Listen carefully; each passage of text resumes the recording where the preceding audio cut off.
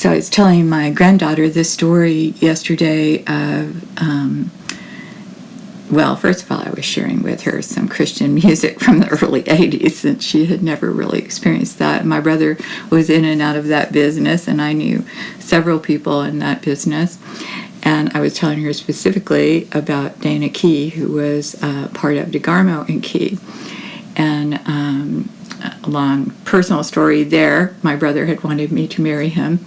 Anyway, personal story aside, the main thing I wanted to get across to her was his great-great-great-great-grandfather, and I might not have enough greats or too many or whatever.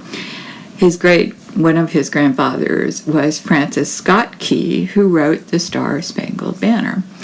And the point of this is that generational blessing passed down, I don't know how many generations, that was 1770, whatever.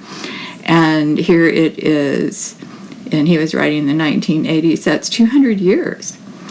And that generational blessing was still operating in him. And we all have these generational blessings and treasures that are ours. Of course, we're born with a toxic waste dump, too, that we have to get rid of.